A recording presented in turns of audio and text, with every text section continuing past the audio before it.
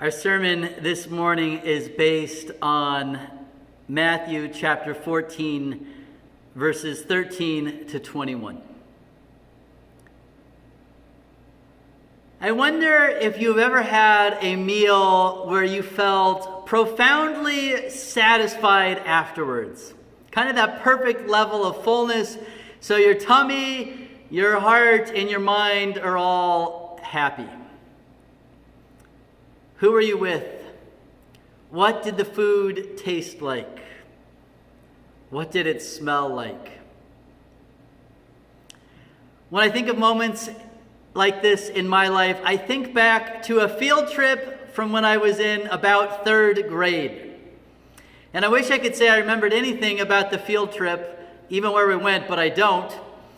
But what I do remember is this great meal we had afterwards. So it was pretty cool how this field trip worked. So we stopped at a Taco Bell, and our teachers gave us an envelope that had $10 each. And so we could buy $10 worth of food at this Taco Bell. This was in the early 90s. $10 went very far at a Taco Bell. And I remember doing the math and trying to figure out how many tacos I could buy, and I was able to buy 7 tacos. And this was just such a neat treat because my mom was is a very reasonable person, and she had this rule when we went to Taco Bell that we could only ever get 3 tacos, which was a good rule, a very reasonable rule. But on this day where we had $10 in an envelope, I got to order 7 tacos. And I remember sitting there with my friends, and I was putting the hot sauce on each taco, and they were delicious. And I remember at the end of the 7th taco, I didn't feel like I do after a buffet where, I feel like I need bigger pants and don't want to stand up. But I felt just perfectly satisfied. Perfectly full, perfectly happy. I wonder if you've ever had such a eating experience. Well, today our gospel reading is all about God's abundance. God's abundance. It picks up from where we left off the last couple weeks. So we had 3 weeks where we heard Jesus' sermon on giving parables about what the kingdom of heaven is like. Well, at the end of that, Jesus is back on the move, and he's on the move mainly because his cousin is executed. So his cousin John the Baptist has gotten himself into some trouble being a prophet. He had been arrested by King Herod, and now on a whim, he ends up being executed, put to death by King Herod. And unfortunately, his head has been severed, and it's a grisly story. Jesus wants to mourn the death of his cousin. And so he gets in a boat. He's going to go away from the crowds. He's going to go to a deserted place.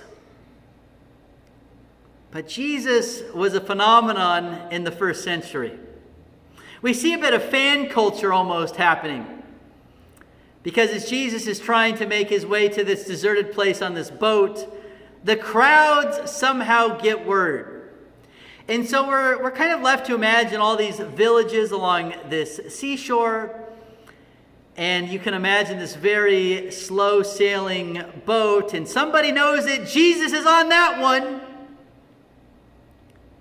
And they tell their friends, and before long, people from all these villages are following this boat, waiting for Jesus to do something. And they find themselves in a deserted place. A place that we'll later learn in this passage that there's no food. And there could be a lot of reasons for this. It could be a desert, it could be rocky. But for some reason, people have chosen not to live here. And this large crowd of people is in this deserted place waiting for Jesus. And we know that many of them are sick because Jesus will eventually heal them. So we have this big crowd of people who are hurting. In Greek, this word for crowd kind of connotes not the elites, but just the people. These are the villagers, the workers. And so we've got this kind of group of poor, suffering people that have gathered in mass. And what a beautiful image, kind of a haunting image for how our world feels right now. I think it's very relatable to feel like we are in this crowd of people who are in a deserted place, who have our ailments and our sufferings, who are experiencing scarcity. And there's nothing more scarce than not having one's health. And it's easy to put ourselves in this crowd because of coronavirus. Right? There's ways that we find ourselves in this deserted place right now. For some people in our congregation, it's because they no longer can see their family and friends, their kids and their grandkids. There's nothing more scarce than isolation. What a deserted place to be in when you can't see your family and your friends. Some people find themselves in this deserted place because they've lost a loved one during this time. We haven't had anybody lose a loved one to coronavirus, but we've had people die of other causes. And what a feeling of scarcity when you can't say goodbye the way we normally do. When you can't have a big funeral. When you can't have the family gathered and stay together for a luncheon afterwards and all sorts of family gatherings. When maybe you can't even see your loved ones near the end or see them the way we normally would. What a deserted place to be in. Or I think about people who have a loved one who have lost jobs, hours, income because of this, who are experiencing material scarcity. Again, what a deserted place to be in. And I've had many people ask me this question, Pastor, when is God going to do something about all of this? In light of our reading today, we could almost imagine them saying, when is Jesus going to come to shore and start helping us out? Well, in our reading, Jesus does come to shore. He comes to shore and he sees this big crowd and he has compassion on them. And he starts healing them. And in fact, we read that there's so many people that it's getting late. And we can imagine this long line of people that Jesus is healing. And it's getting late and the disciples are getting worried. How are all these people going to eat? Jesus, send them home. Break up this big crowd.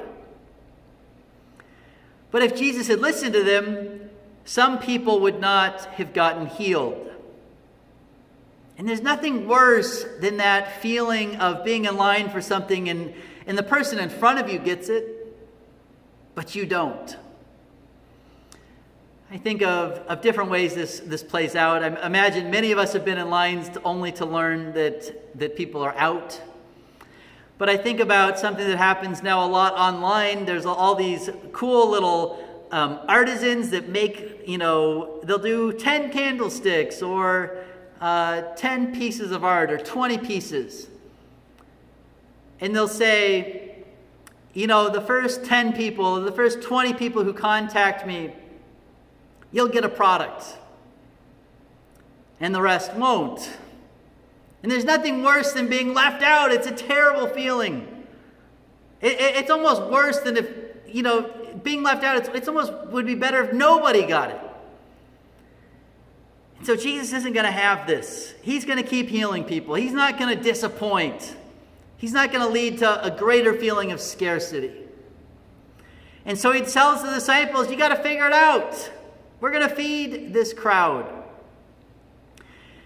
And I relate to what the disciples say next. They say, Jesus, we've got 5 loaves and 2 fish. How is this going to work?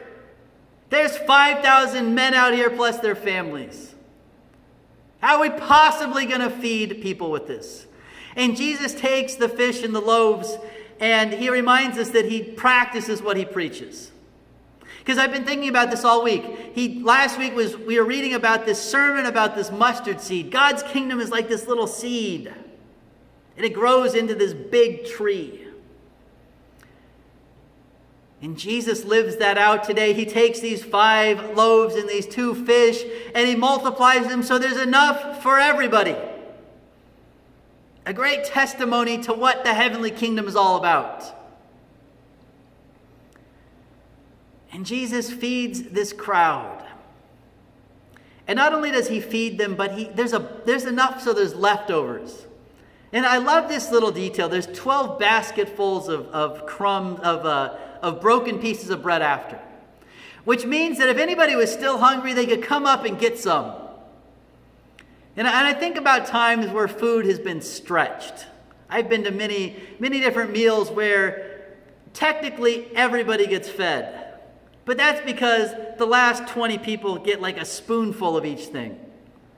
And there's been times where I've gone to events like that and had to go home and eat dinner afterwards. Usually not at Lutheran churches, but I have been to events like that where, quote unquote, everybody eats because everything just keeps getting divided into smaller portions. But that's not how it works. Because if anybody was hungry, they could have grabbed some of these bread that are in these baskets. And so not only does everybody get fed, but everybody gets fed and satisfied. They get filled, is the word. They get filled by the bread that Jesus provides. It's a beautiful reminder of who God is. We have this abundant God that gives us what we need. Even when we feel like we are in the deserted place, God shows up for us. And there's a real calling this morning from this passage. A calling for each of us to lean into this abundance God has. It feels like a scarce time. It feels like a very hard time. It feels like a time when we're in the deserted place. And yet we're being called to trust that Jesus will continue to sustain us. To lean into that this week and in the weeks and months and the years to come. And I think about a way that I was called out on this, or called to see this in a new way. Our teenager, Ian Klein, here at Grace Lutheran, was filming a little video about our Welcome Center.